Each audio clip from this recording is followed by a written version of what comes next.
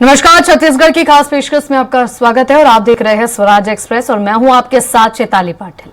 छत्तीसगढ़ राज्य बनने के बाद हर लोकसभा चुनाव में प्रदेश की जनता भाजपा को 90% सीटों पर जिता रही है।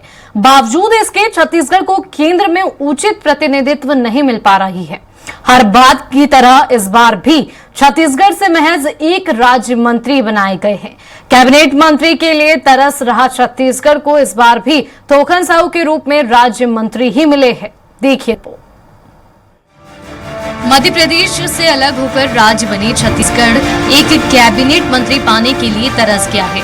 वह भी तब जब प्रदेश गठन के बाद हुए सभी लोकसभा चुनावों में छत्तीसगढ़ ने भाजपा को 90% सीटें जीत कर दी है। इस बार भी 11 में से 10 सीटें भाजपा की झोली में डाली है, लेकिन तीसरी बार बनी मोदी सरकार में केवल एक सांसद को कैबिनेट में जगह मिली है, वह भी हमेशा की तरह राज्य मंत्री के तौर पर। बता दें कि छत्तीसगढ़ बनने के 24 साल बाद भी कैबिनेट मंत्री नहीं मिल पाया है। छत्तीसगढ़ गठन से पहले अविभाजित मध्य प्रदेश में यहाँ के सांसदों को केंद्रीय कैबिनेट में शामिल किया जाता था, लेकिन प्रदेश गठन के बाद छत्तीसगढ़ को आज तक कैबिनेट मंत्री नहीं मिला। अविभाजित मध्य प्रदेश के समय छत्तीसगढ़ से केंद्रीय मंत्री के रूप में विद्याचरण शुक्ल, अरविंद नेताम, पुरुषोत्तम लाल कौशिक, बृजलाल वर्मा कैबिनेट मंत्री रहे। एक नजर अब तक रहे राज्य मंत्रियों पर। डॉक्टर रमन सिंह 13 अक्टूबर 1999 से 29 जनवरी 2003 तक, दिलीप सिंह जुदेव 13 अक्टूबर 1999 से 30 सितंबर 2003 तक, रमेश बैस 13 अक्टूबर 1999 से 29 जनवरी 2000 तक, 2003 से 2004, डॉक्टर चरणदास महंत 12 जुलाई 2011 से 26 मई 2014, विष्णुदेव साय 26 मई 2014 से 30 मई 2019, रेणुका सिंह 30 मई 2019 से 7 सितंबर 2023 तक। भाजपा नेतृत्व वाली सरकारों में छत्तीसगढ़ को कैबिनेट में शामिल जरूर किया जाता रहा है, लेकिन राज्य मंत्री के तौर पर ही जिम्मेदारी दी गई है। डॉक्टर रमन सिंह, रमेश बैस और दिलीप सिंह जुदेव जैसे दिग्गज मंत्री बनाए गए, लेकिन इन सभी को राज्य मंत्री बनाया गया। विष्णु देसाई, रेणुका सिंह भी राज्य मंत्री बनाए गए। यूपीए 2 सरकार में डॉक्टर चरणदास महंत भी राज्य मंत्री बनकर रहे। वर्तमान लोकसभा चुनाव में छत्तीसगढ़ से कई दिग्गज जीतकर दिल्ली पहुंचे हैं। ब्रजमोहन अग्रवाल, विजय बघेल और संतोष पांडे के नाम कैबिनेट मंत्री के तौर पर चर्चा में शामिल थे, लेकिन जब नामों का ऐलान हुआ तो थोकन साहू का नाम आया। हालांकि केंद्र में राज्य मंत्री बनाए जाने से पहले स्थानीय स्तर पर भी थोकन साहू के नाम की कोई चर्चा नहीं थी। इस मामले में कांग्रेस नेता पूर्व मंत्री डॉक्टर शिव डहरिया ने कहा कि थोकन साहू को बधाई, वह छत्तीसगढ़ के विकास में योगदान दे सकेंगे। कम से कम 2 से 3 मंत्री बनना चाहिए था।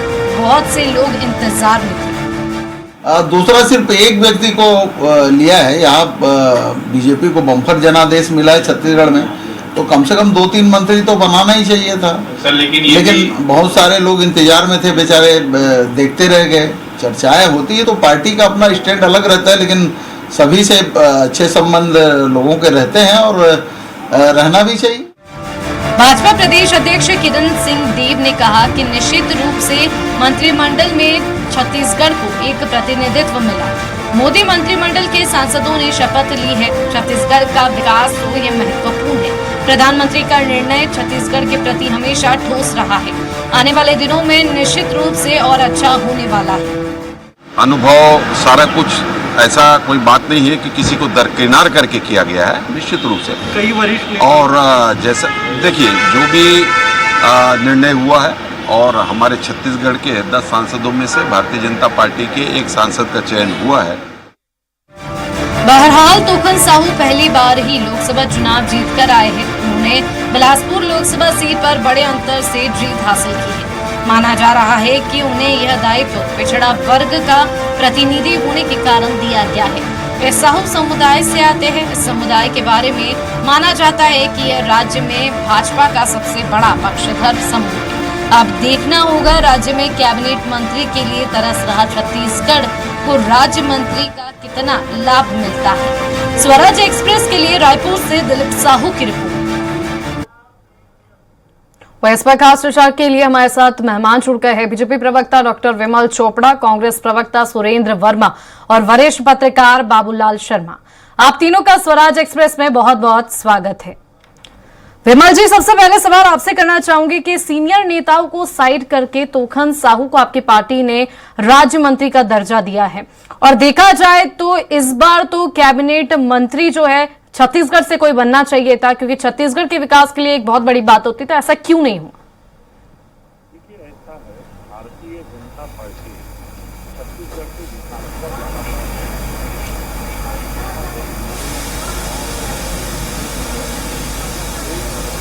भारतीय जनता पार्टी के सारे नेता मिल करके विकास के कामों में लगे रहते हैं।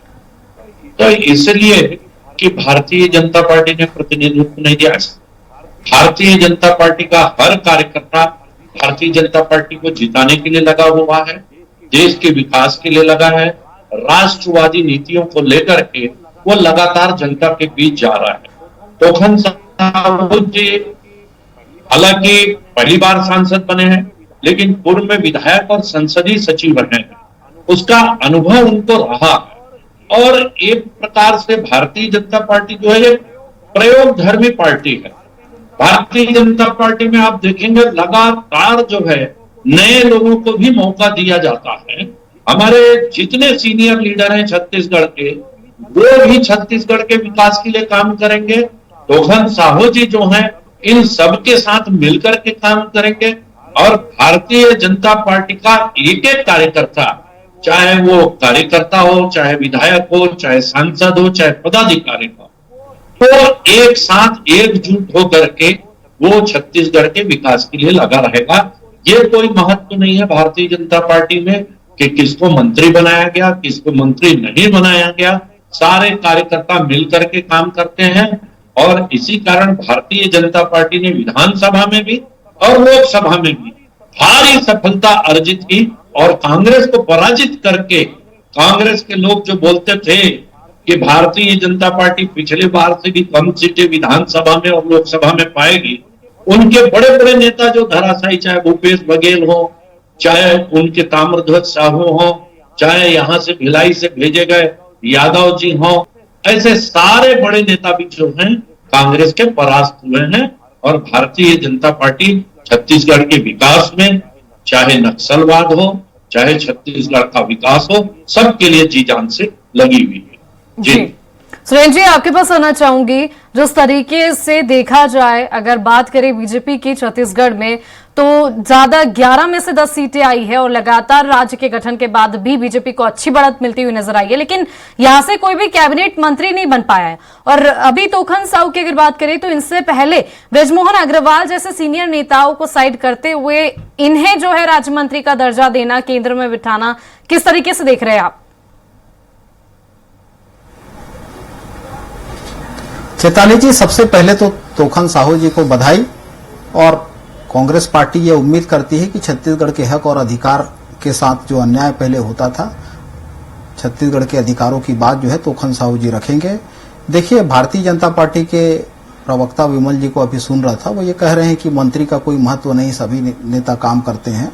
तो ये सीधे सीधे जो है देश के संविधान और देश की लोकतांत्रिक व्यवस्था का जो मजाक बनाने का काम भारतीय जनता पार्टी के नेता लगातार करते रहे हैं। जैसे कि आपने भी कहा चैताली जी, छत्तीसगढ़ राज्य निर्माण के बाद में अब तक जितने लोकसभा के चुनाव हुए, निश्चित तौर पर छत्तीसगढ़ की जनता ने भाजपा पर भरोसा जताया है। भाजपा को ही अधिकतर सीटें मिलती रही। कांग्रेस जो है 2004 और 2009 के चुनाव में एक एक सीटें मिली, 14 में भी एक ही सीट मिली थी, 2019 में निश्चित तौर पर कांग्रेस की सीटें 2 थी। अभी फिर से जो है 11 में से 10 सीटें भारतीय जनता पार्टी को मिली है। लेकिन जिस तरह से वर्तमान चुनाव में हाल ही में जो संपन्न हुए, उसमें भाजपा के लगभग 19 मंत्री हारे हैं, तो जगह तो था। और जिस तरह से बाकी राज्यों में बंटवारा हुआ है, तेलंगाना में भारतीय जनता पार्टी 17 में से केवल 8 सीट जीती है, वहां के 2 मंत्री। झारखंड में 14 में से 9 जीते, वहां से 2 मंत्री।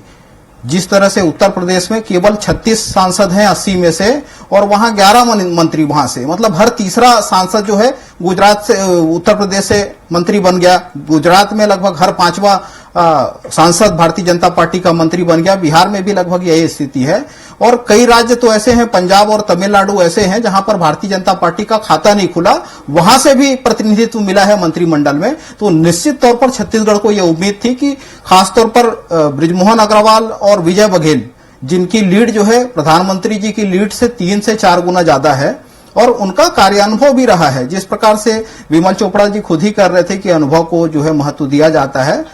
बृजमोहन अग्रवाल जी तो 8 बार के विधायक हैं, विजय बघेल जी 2 बार के सांसद है, संतोष पांडे जी भी 2 बार के सांसद है। जितने आदिवासी सीटें हैं, अनुसूचित जाति की सीटें हैं, वहां भाजपा को समर्थन मिला है। तो सामाजिक न्याय को ध्यान में रखकर यहां पर निश्चित तौर पे ओबीसी को प्रतिनिधित्व मिला है, वो अच्छी बात है, हम बधाई भी देते हैं तोखन साहू जी को। लेकिन ये एसटी एक बड़ा वर्ग है, शेड्यूल ट्राइब से भी, और खासतौर पर महिलाओं को भी प्रतिनिधित्व मिलना था। इस बार उम्मीद थी कि 3 नहीं तो कम से कम 2 मंत्री पद और कैबिनेट। देखिए, जब से भारतीय जनता पार्टी को समर्थन मिला है केवल राज्य मंत्री बनाए जा रहे हैं, कैबिनेट में भी जो है दखल होती, छत्तीसगढ़ का प्रतिनिधित्व मिलता, तो निश्चित तौर पर छत्तीसगढ़ के लिहाज से बेहतर होता। क्योंकि छत्तीसगढ़ उत्पादक राज्य है। जिस प्रकार से जीएसटी में मनमानी चल रही है, सीमेंट और स्टील में अग्रणी उत्पादक हैं, कोयला, आयरन और बॉक्साइट की खदानें हैं, तो उत्पादक राज्यों को जो नुकसान हो रहा है, जीएसटी क्षतिपूर्ति 1 जून 2022 से तो बंद कर दी गई, लेकिन उस क्षतिपूर्ति को वसूलने का जो शेष लगाया जा रहा है, केंद्र की मोदी सरकार जो है 2027 तक वसूली जारी रखेगी।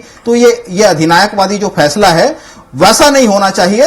जो 9 सांसद पिछले कार्यकाल में थे, उनका जो पूरा कार्यकाल आप देखेंगे चेताली जी, निष्क्रियता भरा रहा, हजारों की संख्या में ट्रेनें रद्द हो गई, ये दली चाटुकारिता में मौन रहे, जो बोनस देने से रोका गया, किसानों की उपेक्षा हुई, जिस तरह से नंदराज पर्वत बेचे गए, जिस तरह से एनएमडीसी के नगरनार प्लांट को बेचने के लिए दीपम की साइट में सेल लगा के रखा गया है, तो ये छत्तीसगढ़ के हितों की उपेक्षा होते रही। उसके बाद भी भारतीय जनता पार्टी के सांसद मौन थे। अगर बृजमोहन अग्रवाल जैसे मुखर नेता को यदि अवसर मिलता तो निश्चित तौर पर छत्तीसगढ़ की जनता को उम्मीद था। विजय बघेल जी जो है जिस मुखरता से अपनी बात रखते हैं, तो निश्चित तौर पर छत्तीसगढ़ के हित में यदि विजय बघेल जी को भी मंत्री बनाया जाता तो बेहतर होता।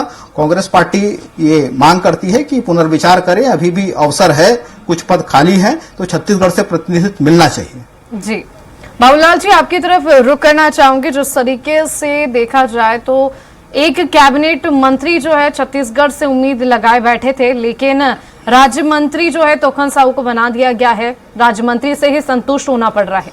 तो छत्तीसगढ़ के विकास के लिए आखिर कैबिनेट मंत्री क्यों नहीं बनाया जाता है?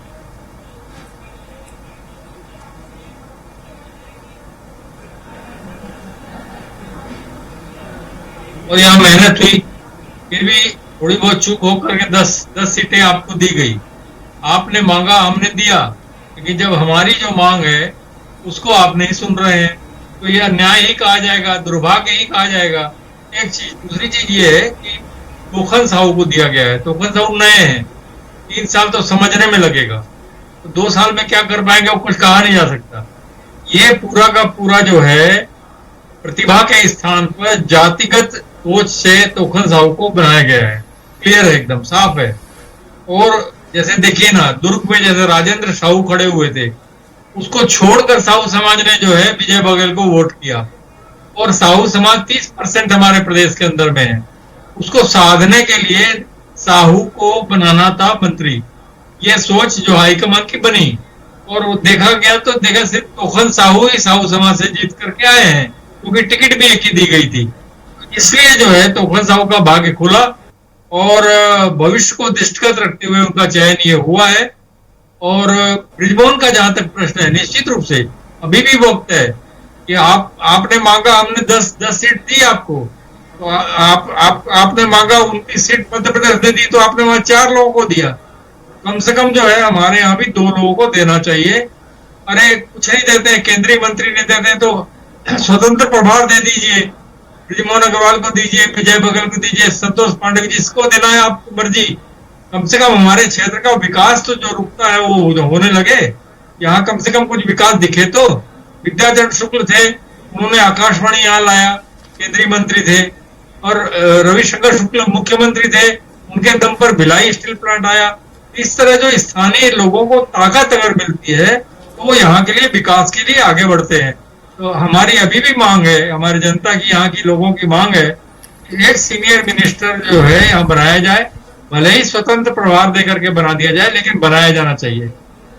जी विमल जी, जिस तरीके से अभी आपने वरिष्ठ पत्रकार को सुना, बाबूलाल जी ने जो कहा और साथ ही साथ सुरेंद्र जी ने जो कहा, और जनता की मांग है कि एक तो कैबिनेट मंत्री देना चाहिए था या फिर स्वतंत्र प्रभार दे देते ताकि छत्तीसगढ़ का विकास आगे चल के अच्छा हो, क्योंकि अगर देखा जाए तो 90% जो वोटिंग है वो बीजेपी की तरफ आती है, 10% जो है वो कांग्रेस की तरफ रहती है छत्तीसगढ़ में, और लगातार जिस तरीके से सीटें बीजेपी को मिलते हुए आ रही है, तो बृजमोहन अग्रवाल और विजय बघेल वो क्यों ऑप्शन नहीं थे कि उन्हें जो है केंद्र में बिठाया जाए? देखिए, ऐसा है, जनता बोलने को ठीक है, लेकिन कांग्रेस को इस मामले में बोलने का कोई हक नहीं। कांग्रेस के मनमोहन सिंह जी की सरकार थी 10 साल, कितने मंत्री बनाए गए? अभी कांग्रेस के प्रवक्ता बोल रहे थे सुरेंद्र जी, क्या हमारे लोकसभा में 1 या 2 सांसद थे? बाहर के तो राज्यसभा के सांसद आपने बहुत सारे बनाए थे। जितने भी राज्यसभा के सांसद बने, एक आध को छोड़ करके सारे तो छत्तीसगढ़ से बाहर के थे। आप छत्तीसगढ़ियावाद की बात करते हैं, लेकिन जब राज्यसभा में भेजना रहता है, मंत्री बनाना रहता है, तो न तो छत्तीसगढ़ के राज्यसभा के सांसद को आप मंत्री बनाते हैं और न ही छत्तीसगढ़ के किसी सांसद को ठीक से मंत्री बनाते हैं।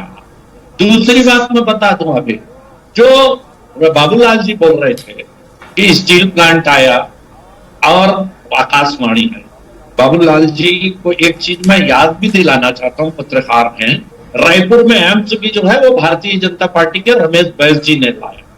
यदि छत्तीसगढ़ में 7 मेडिकल कॉलेज आज आए हैं तो भारतीय जनता पार्टी के हमारे केंद्र के नेतृत्व ने दिया है।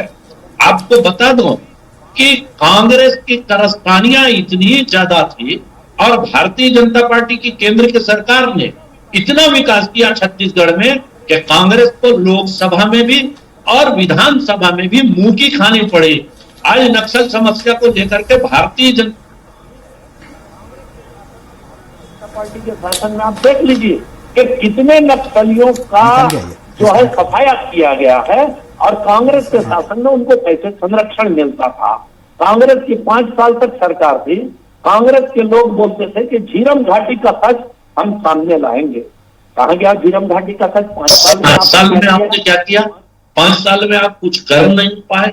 इसलिए भारतीय जनता पार्टी ने विकास का काम छत्तीसगढ़ में किया है, इसलिए विधानसभा और लोकसभा में दोनों में भारतीय जनता पार्टी को भारी बहुमत मिला। और आपको बता दो, अटल जी ने चुनाव के समय लोकसभा में बूढ़ापारा में सप्रे मैदान में कहा था, 11 लोकसभा की सीट दीजिए, मैं छत्तीसगढ़ दूंगा। छत्तीसगढ़ की जनता ने 9 सीटें दी। उसके बाद भी अटल जी ने छत्तीसगढ़ राज्य बनाया, और छत्तीसगढ़ का आज जो विकास हो रहा है उसका सबसे बड़ा कारण यह है कि छत्तीसगढ़ राज्य बना। इसलिए भारतीय जनता पार्टी ने छत्तीसगढ़ में कभी भी उपेक्षा का भाव नहीं रखा है। आज तोखन सिंह जी बने, अभी 5 साल का समय है, और मेरे ख्याल से 100 से ऊपर मंत्री बनने के हैं।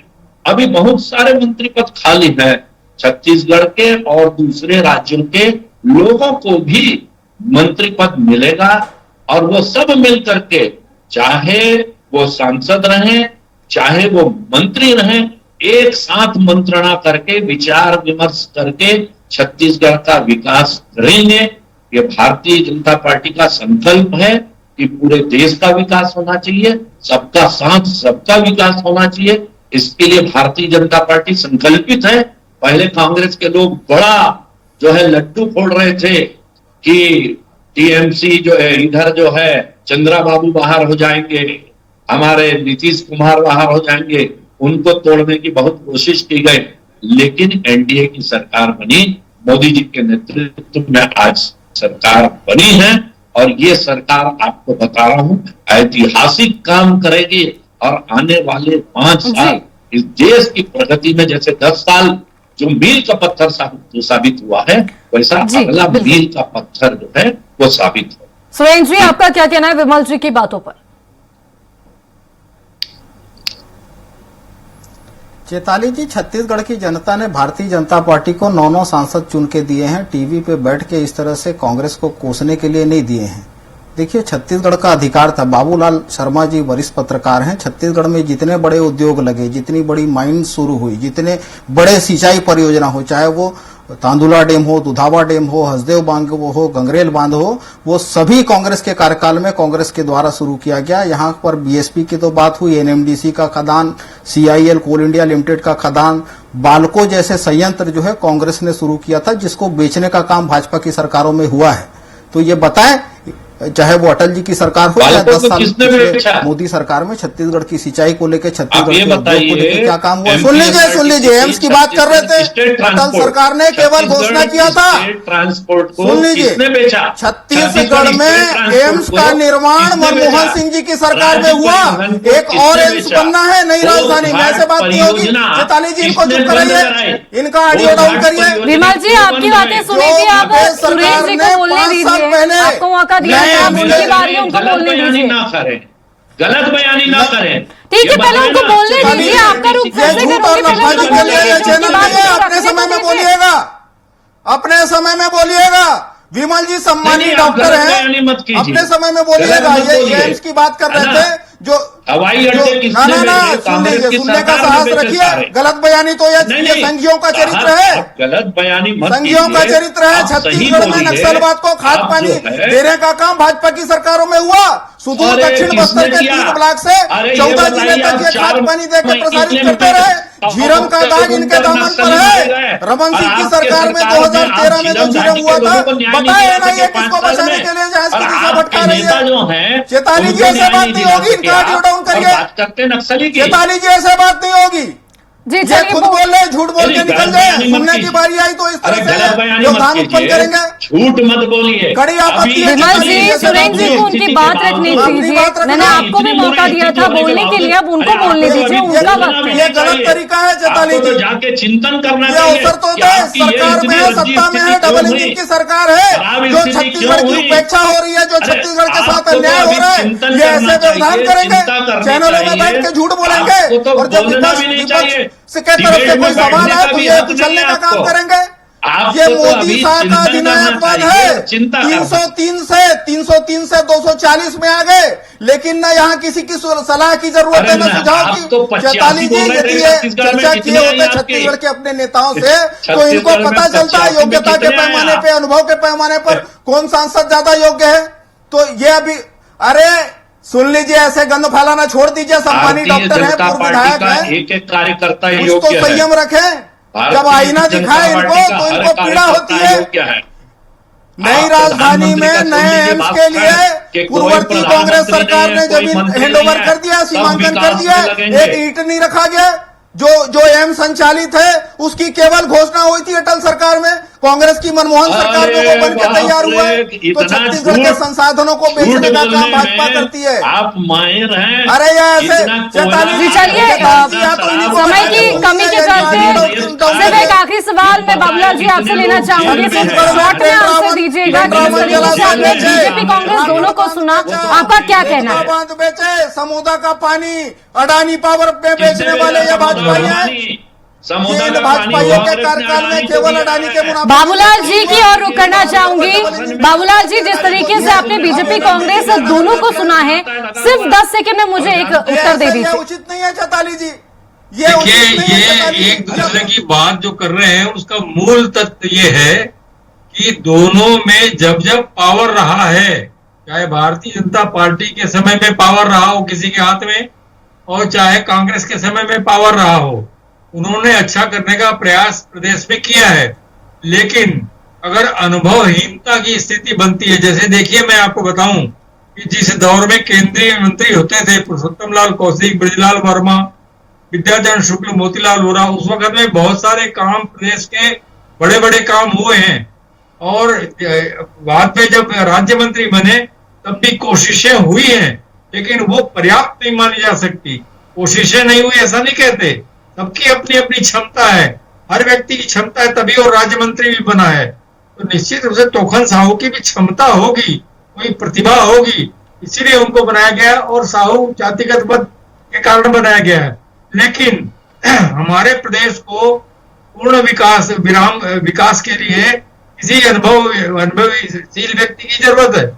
इसलिए जो है यहाँ के लोगों की मांग है कि सीनियर लोगों में से जो अनुभवशील लोग हैं उनमें से किसी को कम से कम जो स्वतंत्र प्रभार बना दिया जाए तो वो यहाँ की समस्याओं को, यहाँ की बात को, यहाँ के विकास को कर पाएंगे। जी, आप तीनों का बहुत बहुत धन्यवाद स्वराज एक्सप्रेस के साथ जुड़ने के लिए। तो देखा आपने कि किस तरीके से बीजेपी, कांग्रेस और वरिष्ठ पत्रकार का कहना है कि मोदी कैबिनेट में किसी मंत्री को जगह नहीं मिली, लेकिन राज्य मंत्री का दर्जा जो है वो तोखन साहू को मिला है। वही चुनावी अपडेट और राजनीति से जुड़ी हर खबर हम आपको देते रहेंगे। देखते रहिए स्वराज एक्सप्रेस। नमस्कार।